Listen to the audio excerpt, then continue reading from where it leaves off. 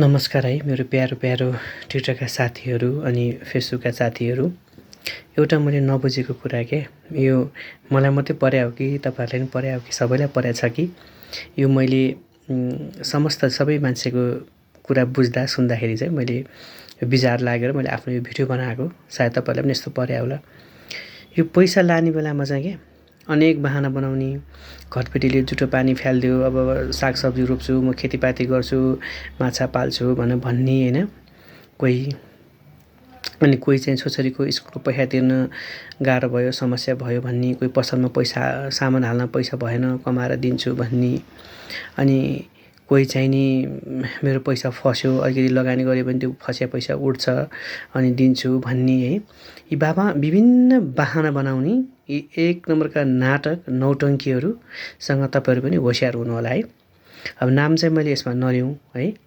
कसैको पसलमा सामान हाल्न छैन भन्ने, कसैको चाहिँ नि अब हैन मेरो छोरीको पढाउनु पर्ने म छोरी तिर्छु भन्ने, अनि नाता लगाउने, एकदम नाता लगाउने कि दाइ भन्ने कि भाइ भन्ने।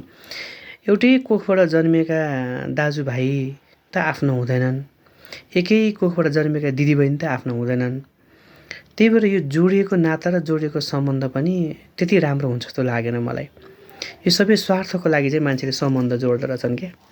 आफ्नो स्वार्थ पूरा गर्नको लागि चाहिँ एकदम लपक्कै हुने, अनि चाहिँ तपाईको स्वार्थको लागि आफ्नो स्वार्थ पूरा भइसके पछाडि अनि 6 महिना 1 वर्ष चाहिँ नि कन्ट्याक्ट गरे जस्तो गर्ने, अनि म मिलाउँदैछु हुँदैछ भएको छैन, हामी त्यस्तो मान्छे होइन, म त्यस्तो होइन भन्ने हैन। आफूलाई राम्रो देखाउने, गतिलो देखाउने, जातिलो देखाउने गर्ने, कसैको घर लिलाम हुन लाग्यो यदि सहयोग गर्नु पर्यो भन्ने है। विभिन्न के बहाना के कति यो धेरै बहाना गर्दछन्। मान्छेले भएर दिएको हुन्छ, नभएर दिएको हुन्छ, दुःख देखेर अरूसँग मागेर पनि दिएको हुन सक्छ हैन।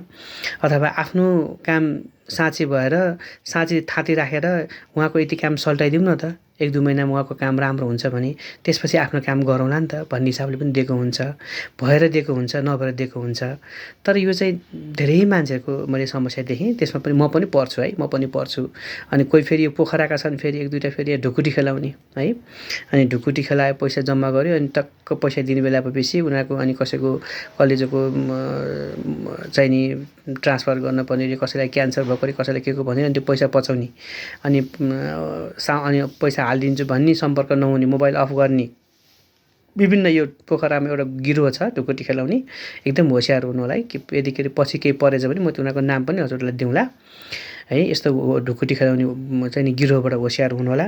अनि आफन्तको चाहिँ नि खोल ओढेर नजिक हुने, सम्बन्ध गाँच्ने, दिदी भाइ हैन, दिदी बनाउने, बहिनी बनाउने, भाइ बनाउने, दाइ बनाउने, यस्तो सम्बन्धबाट पनि तपाईँ एकदम जोगिनु होला है। यी सबै नाटकी हुन्, नौटङ्की हुन्, यी सबै फसाउने हुन् के। आफ्नो स्वार्थ पूरा गरिसके पछाडि अनि उनीहरू फेरि उनीहरूको फेरि ठुलो कुरा हुन्छ। फेरि उनीहरूले जातिलो, उनीहरूले गतिलो, उनीहरूले असल, उनीहरूले सज्जन, उनीहरू जतिको यो विश्व ब्रह्माण्डमा राम्रो त कोही पनि छैन फेरि है। त्यस्तो फेरि धाक फेरि ओहो त्यस्ताको ठुलो, फेरि कसैको त फेरि मन्त्रीसम्मको धाक, नेताहरूको समेत धाक, कसैको मेरो माइती यस्तो, मेरो दिदीबहिनी यस्तो भन्ने धाक भन्दा के नलाउने। मैले धेरै विचार गरेँ, जसले बढी धाक लाउँछ नि त्यो चाहिँ नि केही नहुँदो रहेछ क्या। त्यो चाहिँ झन् 1 नम्बरको टप्पर टुइयाँ हुने रहेछ। त्यही भएर एकदम होशियार हुनु होला। तपाईहरुलाई पनि के कस्तो परेको छ सबैजनाले कमेन्टमा आएर परेको भएदेखि यस भनेर लेख्नु होला र यसको प्रतिक्रिया दिनु होला। यतिखेर यो पैसाले पोल्छ होला अवश्य पनि, तिनीहरूका नि लोग्ने छन्, तिनीहरूका नि स्वास्नी छन्, तिनीहरूका नि छोराछोरी छन्। यो अरूको छोराछोरीको पीडा, अरूको स्वास्नीको पीडा, अरूको लोग्नीको पीडा, शरीरको दुःखको पीडा, रोगको पीडा त तिनीहरूलाई नि होला। सधैँभरि त एकनास नहोला नि दिन हैन। हिजो कसो दिन आज नहुन सक्छ, आज जस्तो भोलि नहुन सक्छ, दिन त सधैँभरि एकनास हुँदैन। तर म चाहिँ के भन्न चाहन्छु भने यस्तो ठगेर यो झुटो कुरा बोलेर खानेलाई चाहिँ जिन्दगीभरि नमरेसम्म तिनीहरूका चाहिँ 7 पुस्तालाई पनि खालि अर्कालाई ठगेर नाटक देखाएरै खानु परोस् भन्ने चाहिँ मलाई चाहिँ लागेको छ क्या। त्यस्तो नौटङ्कीहरूलाई चाहिँ जिन्दगीभरि नौटङ्की नै गरेर खानु परोस्, कहिले मेहनतको फल खान नपाउन्, कहिले सुख र शान्ति भनेको तिनीहरूलाई कहिले जिन्दगीमा नहोस्। सधैँभरि अशान्ति, सधैँभरि अपुग, सधैँभरि तिनीहरूलाई चाहिँ नि दरिद्र लागेर जाओस् भन्न चाहन्छु म है त। बाँकी अरू फेरि पछि भिडियोमा कुराकानी गरौँला। मेरो भिडियोलाई लाइक अनि सेयर गरिदिनु होला र धेरैभन्दा धेरै माया गरिदिनु होला। धन्यवाद।